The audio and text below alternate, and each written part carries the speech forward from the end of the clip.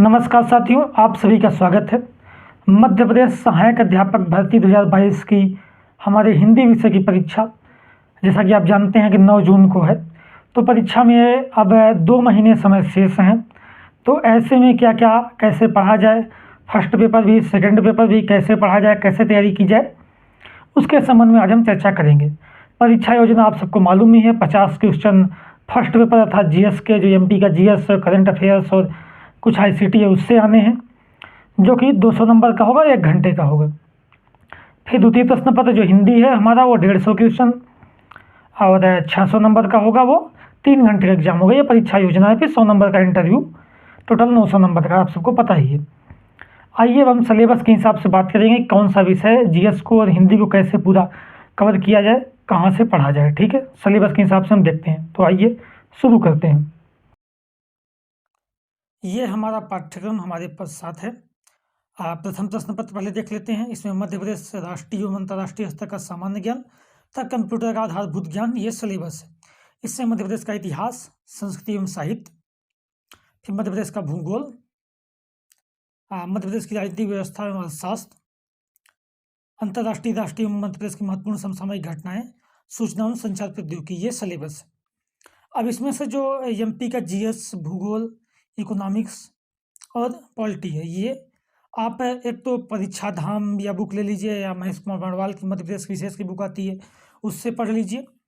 इसके साथ ही मध्य प्रदेश की से संबंधित बहुत सारी परीक्षाएं, जैसे ये मध्य प्रदेश लोक सेवा आयोग जो परीक्षा होती है एमपीपीसीएस की, उसकी तैयारी करने वाले बहुत सारे एजुकेटर्स हैं जो यूट्यूब पर अवेलेबल हैं, फ्री में चैनल अवेलेबल हैं, उनसे आप पढ़ सकते हैं। एमपी वल्लाह है और कई सारे चैनल हैं एमपी की तैयारी करवाते हैं, उनसे आप देख सकते हैं।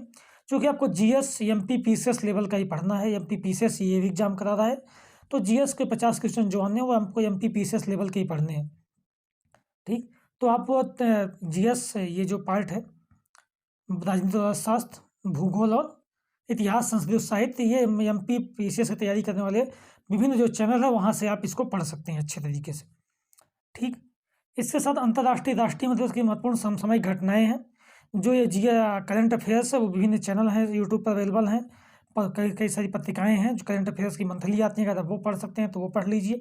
6 महीने की करंट मैगजीन ले लीजिए जो करंट अफेयर्स की आती हैं, या तो कई सारे जैसे दृष्टि वाले वीडियो बनाते हैं, कुछ मध्य प्रदेश विशेष पर, कुछ राष्ट्रीय विशेष प्रोविजन के वीडियोज अवेलेबल हैं यूट्यूब पर। हर यूपीएससी कोचिंग वाले बनाते हैं वो करंट के वीडियो, तो वहाँ से आप देख सकते हैं। फिर मध्य प्रदेश के चर्चित व्यक्तित्व स्थान, ये आप मध्य प्रदेश की कोई बुक, जैसे मैंने आपको बताया कि परीक्षा धाम लेंगे या महेश कुमार बर्णवाल लेंगे, तो वहाँ आपको ये चर्चित व्यक्तित्व स्थान मध्य प्रदेश के आपको मिल जाएंगे। उसमें से जो चर्चित व्यक्तित्व हैं अब तक के, और करंट में जो चर्चित व्यक्तित्व हैं वो एमपीपीसी से तैयारी के जो एजुकेटर्स हैं वो आपको प्रोवाइड करवा देंगे, वहाँ से आप देख सकते हैं। इसमें ज़्यादा परेशान होने की जरूरत नहीं है। ये आप थोड़ा थोड़ा करके भी यूट्यूब से ही पढ़ते हैं या गूगल करके पीडीएफ पढ़ते हैं, वहाँ भी कई सारी चीज़ें मिल जाती हैं आपको। इसमें बहुत परेशानी की जरूरत नहीं है। आप यूट्यूब उठाइए, वहाँ से देखिए, उसका नोट्स बना लीजिए। सूचना एवं संचार प्रौद्योगिकी, ये आईसीटी सब में आप नेट ज़्यादा देखें, उसमें भी आईसीटी हुई है। अब लगभग सारी परीक्षाओं में है, एमपी पीसीएस में भी लगी हुई है, यूपीएससी में भी लगी हुई है। तो आप किसी का नोट्स उठा के पढ़ सकते हैं, या तो एमपी पीसीएस संबंधी नोट्स, वो उसका पीडीएफ मिल जाएंगे आपको। मैं अगर आपको ये टेलीग्राम चैनल पर पीडीएफ अवेलेबल करा दूंगा, वहाँ से भी आप पढ़ सकते हैं। पूरा आईसीटी का पूरा पीडीएफ उपलब्ध करा दूंगा, वहाँ से आप पढ़ सकते हैं इसको। कई सारे यूपीएससी के चैनल वाले भी पढ़ा रखे हैं, एमपी विशेष की तैयारी वाले भी तो पढ़ा रखे हैं। आपको थोड़ा सा टेक्निकली काम करना होगा, यूट्यूब पर गूगल करके, सोशल मीडिया यूट्यूब के माध्यम से आपको पढ़ना होगा। ठीक है, सोशल मीडिया मैंने बात करा था, वो भी आप यूट्यूब पर सदुपयोग कर सकते हैं, वहाँ भी मिलती हैं चीज़ें। सोशल मीडिया मूलतः टेलीग्राम की बात मैं करूँगा, वहाँ से आपको पूरा पीडीएफ मिल जाएगा। ठीक है, तो वहाँ से आप जीएस पढ़ सकते हैं। अब इसके बाद ये रही कि प्रैक्टिस कहाँ से किया जाए, तो एमपी पीसीएस के जो पुराने पेपर हैं जीएस के, उनसे आप प्रैक्टिस करिए तो ज़्यादा अच्छा होगा जीएस पेपर के लिए। क्योंकि जीएस जो लेवल आ रहा है वो एमपी पीसीएस लेवल का ही जीएस आपको पूछा जाएगा। ठीक, ये बात होगी हमारे 50 क्वेश्चन जीएस की। अब इसके बाद आते हैं अपने डोमेन सब्जेक्ट हिंदी पे। हम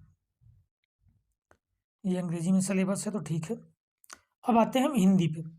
अब हिंदी की पहली इकाई है हिंदी भाषा, उद्भव, विकास और स्वरूप। ये पूरा लगभग नेट वाला ही सिलेबस है। एमपी सेट में भी ये है चीज़ें, नेट में सिलेबस है। तो ये आप अगर दृष्टि है आपके पास हिंदी साहित्य वाली, तो आप उससे अच्छे से कर सकते हैं। नेट की सिलेबस की जब बात करता हूँ तो भाषा वाला जो चैप्टर है वह दृष्टि सलाह देता हूँ, क्योंकि दृष्टि जो हिंदी साहित्य की है उसमें काफ़ी अच्छे से भाषा वाला बहुत संक्षिप्त दिया हुआ है और पूरा दिया हुआ, उससे बाहर नहीं आता है, तो ये आप उससे पढ़ सकते हैं। इकाई 2 हिंदी भाषा के विविध रूप है, ये भी आप उससे पढ़ सकते हैं। कंप्यूटर में हिंदी का अनुप्रयोग जो ये एक टॉपिक है, ये थोड़ा आपको गूगल करके अलग से पढ़ना पड़ेगा। बाकी हिंदी के मानकीकरण, मानक हिंदी के विविध रूप, मानक हिंदी की प्रमुख शैलियाँ, ये भी थोड़ा सा आप कुछ गूगल कर लीजिए, कुछ दृष्टि से देख लीजिए। बाकी राजभाषा राष्ट्रभाषा क्या है दृष्टि में है, हिंदी के संवैधानिक स्थिति, हिंदी का वर्तमान परिदृश्य, ये भी चीज़ें तो आपको, ये छोटी छोटी चीज़ें हैं, आपका गूगल भी कर सकते हैं और बाकी दृष्टि से कुछ कुछ चीज़ें इससे पढ़ सकते हैं। ठीक है, तो इकाई 1 और इकाई 2 में आपको 2 ही काम करना है, दृष्टि हिंदी साहित्य उठानी है। और अगर आपको पीडीएफ चाहिए तो वह भी टेलीग्राम लिंक दूंगा, वहाँ मैं दृष्टि इसका पीडीएफ दे दूंगा। ठीक, और इसके अलावा आप गूगल करके कुछ कुछ चीज़ें इससे देख सकते हैं। फिर इकाई 3 हिंदी साहित्य का इतिहास, और इसमें भी हिंदी ज्ञान 15 में हिंदी साहित्य का स्थान, हिंदी साहित्य लेखन, इतिहास, काल विभाजन, नामकरण, आदिकाल, ये भी आप सरस्वती पांडे, गोविंद पांडे की जो वस्तुनिष्ठ इतिहास है वो रखे हुए हैं, या दृष्टि की हिंदी साहित्य की बुक रखे हुए हैं, या आर्यहंत की बुक रखे हुए हैं, कहीं से पढ़ लीजिए, कोई दिक्कत नहीं। तीनों में से कोई बुक है या कोई और भी बुक है जिसमें आपका पूरा सिलेबस कवर हो जा रहा है तो इसमें दिक्कत नहीं लेने की जरूरत है। परीक्षा एग्जाम लेवल की बात करें तो जैसे पिछला जो एग्जाम इसके पहले MPPC तो असिस्टेंट प्रोफेसर का हुआ था, उसका लेवल बहुत ही आसान था, मतलब बहुत निम्न लेवल के प्रश्न थे उसमें, तो उससे आप कंपेरिजन मत करिएगा इस बार एग्जाम के। कम से कम MP सेट के एग्जाम का जैसा पेपर आता है वैसे तो आपको ध्यान रखना है, उतना उस लेवल का तो आपको पढ़ाई करनी ही पड़ेगी। ठीक है, तो ये आप कोई भी बुक रखें हैं, सरस्वती पांडे, गोविंद पांडे, या दृष्टि की हिंदी साहित्य, या अरिहंत की कोई भी, वहाँ से आप पढ़ लीजिए। आचार्य शुक्ल के इतिहास से भी कुछ चीज़ें इससे आप आदिकाल का पढ़ सकते हैं, वो भी आपके लिए काम उपयोगी रहेगा। हालांकि अब समय ज़्यादा है नहीं, इसलिए वस्तुनिष्ठ जो पुस्तकें हैं उन पर ही ध्यान दीजिए तो बेहतर होगा। इसके बाद इकाई 4 हिंदी कविता का भक्तिकालीन साहित्य, ये भक्तिकाल का भी जो इतिहास है वो आप जो मैंने 3 बुकें बताई, दृष्टि से सरस्वती पांडे, गोविंद पांडे का वस्तुनिष्ठ इतिहास, या अरिहंत, या कोई और बुक, वहाँ से भी आप ये चीज़ें पढ़ लीजिए। इसके बाद जो रचनाएँ लगे हुए हैं कुछ एक्स्ट्रा में, तो अधिकतर लगभग नेट वाली रचनाएँ ही हैं इसमें, तो आपके पास कविताओं का पीडीएफ पूरा मिल ही जाएगा, नहीं मिलता तो मैं टेलीग्राम पर अवेलेबल है, वहाँ दे दूंगा। और बाकी जो कुछ रचनाएं अलग हैं वो भी वहाँ पे मिल जाएंगे, उनसे पढ़ लीजिए। व्याख्या देख लीजिए, अगर व्याख्या आपको देखनी है तो, हालांकि व्याख्या ज़्यादा पूछी नहीं जाएगी, कविताएं आपको पढ़ लीजिए, रीडिंग कर लीजिए। व्याख्या देखनी है तो कई सारे चैनल हैं यूट्यूब पर, जैसे बातें साहित्य की एक चैनल है, काफ़ी मतलब हिंदी के लिए ठीक ठाक चैनल है, वहाँ व्याख्या आपकी बड़ी अच्छी मिल जाएगी, तो वहाँ से आप देख सकते हैं। ठीक, ये भक्तिकाल हो गया। इसके बाद हिंदी साहित्य का रीतकालीन साहित्य, रीतकाल साहित्य भी वही करना है आपको, इतिहास की जो भी पुस्तक पढ़ रहे हैं वहाँ से आप पढ़ लीजिए, और जो रचनाएं लगी हुई लगभग नेट के सिलेबस से मिलती जुलती हैं तो आप वहाँ से देख लीजिएगा, जहाँ से नेट ज़्यादा के लिए पढ़ रहे होंगे वहीं से इसको भी पढ़ सकते हैं, कोई बात दिक्कत नहीं है, PDF अवेलेबल करवा दूंगा मैं अगर आपको ज़रूरत होगी तो। फिर हिंदी साहित्य का आधुनिक काल काव्य, ये भी इतिहास है, ये भी आपको जहाँ से इतिहास पढ़ रहे हैं वहाँ से पढ़ना है, इसमें कोई खास बदलाव नहीं है, पूरी चीज़ें वही हैं। प्रवृत्तियाँ पूछ रहा है, राष्ट्रीय काव्यधारा, प्रमुख प्रवृत्तियाँ, प्रगतिवाद, उदय का कांड, प्रमुख प्रवृत्तियाँ, प्रयोगवाद, ये सब चीज़ें हैं। कुछ कविताएं लगी हुई हैं, ये भी लगभग नेट के सिलेबस, सेट के सिलेबस से मिलती जुलती हैं। कुछ अलग है, जैसे परशुराम की प्रतीक्षा लगी है, कुरुक्षेत्र का 7वां सर्ग ये अलग है, केदारनाथ अग्रवाल के फूल नहीं रंग बोलते हैं कविता संग्रह, ये अलग है। ये सारी चीज़ें आपको अवेलेबल हो जाएंगी टेलीग्राम पर, वहाँ से आप देख सकते हैं, पूरी कविताओं का PDF अवेलेबल हो जाएगा। और व्याख्या देखनी है आप अलग अलग चैनलों से यूट्यूब पे जाके देख सकते हैं, कई सारे अवेलेबल हैं, उसका आप देख लीजिए, बाकी कविताएं पढ़ लीजिए, खुद से व्याख्या आप समझ सकते हैं, ज़्यादा कठिन है नहीं इसकी। और कविताओं के बारे में डिटेलिंग के कर लीजिएगा अच्छे से, डिटेलिंग जरूर करनी है, कब प्रकाशित हुई, किस संग्रह में है, ये तमाम चीज़ें आपको करनी ही पड़ेगी। इसके अलावा हिंदी साहित्य का आधुनिक गद्यकाल, गद्यकाल, गद्यकाल का वही हाल है, आपका पूरा इतिहास ही है, इतिहास आपको पढ़ लेना है जहाँ से पढ़ रहे हैं। इसके बाद जो कुछ रचनाएं लगी इनसे गोदान आपने पढ़ा ही होगा, मानसकांस नेट का सिलेबस होती है, बाण भट्ट की आत्मकथा ये भी नेट का सिलेबस, त्यागपत्र जैनेंद्र का ये PDF अवेलेबल हो जाएगा, अगर पढ़ लिए तो अच्छी बात है, नहीं तो PDF पढ़ लीजिए, आपके पास किताब है तो वहाँ से पढ़ लीजिए। हिंदी कहानी का उद्भव विकास, ये आपको पढ़ना है, इसमें कुछ कहानियाँ भी लिखी हैं, टोकरी में मिट्टी आपने पढ़ा ही होगा, उसने कहा था आपने पढ़ा ही होगा, नशा कहानी, इन कहानियों का PDF प्रोवाइड करवा दिया जाएगा, और जो कहानियों के बारे में आप थोड़ा थोड़ा डिटेलिंग कर लीजिएगा खुद से। इसके विषय में मैं थोड़ा सा वीडियो बनाने का प्रयास करूँगा अलग अलग कहानियों पर, और बहुत सारे लोगों ने बना रखा है, वहाँ से भी आप देख सकते हैं। हिंदी के निबंध, ललित निबंध, आलोचना, नाटक, इन सब आलोचना नाटक जो भी लगे हुए इनका मतलब नाटक और निबंध, इनके भी PDF टेलीग्राम पर अवेलेबल है, वहाँ से आप देख लीजिए, उससे पढ़ लीजिए और इनके बारे में जो भी रचनाएँ हैं डिटेलिंग कर लीजिए। डिटेलिंग में आपको करनी क्या-क्या होती है, ये भी मैंने नेट के लिए बात की थी, यहाँ फिर से बता देता हूँ एक बार कि कोई जैसे नाटक है, तो नाटक कब प्रकाशित हुआ, कौन-कौन से पात्र हैं नाटक में कोई गीत आए हैं, कौन गा रहा है गीत, जो पात्र हैं उनका पात्र का आपस में संबंध क्या है, ठीक है? नाटक में किस शहर का, किस नगर का कितने वर्णन आया है, कितने यूनिट है नाटक में, ये तमाम चीज़ें आपको देखनी होती है। निबंधों में भी यही हाल है, निबंध कब प्रकाशित हुआ, किस पत्रिका में प्रकाशित हुआ, निबंध में किसी पौराणिक ऐतिहासिक किसकी बात की जा रही है, निबंध ललित निबंध है कि विचार प्रधान निबंध है कि विश्लेषणात्मक निबंध है, कैसा निबंध है। इसके अलावा निबंध में कोई गीत आया है, कोई पात्र कौन-कौन से निबंधों में किस शहर स्थान का उल्लेख किया गया है, ठीक है? ये सारी चीज़ें निबंधों में कुछ मुहावरे आए हैं, कुछ सूक्तियाँ हैं, वो भी आपको ध्यान देनी है। इसके अलावा आलोचना पद्धति है, आचार्य रामचंद्र शुक्ल की आलोचना पद्धति, नंदलाल वाजपेयी का आलोचना पद्धति। तो ये सारी चीज़ें आप कोई बुक अगर रखे हुए हैं आलोचना के, उससे पढ़ लीजिए। इग्नू की नोट्स ऑनलाइन अवेलेबल हैं, उससे आप आलोचना पद्धति अच्छे से पढ़ सकते हैं, ठीक? या तो फिर आलोचना कोई बुक हो, वहाँ से देख लीजिए।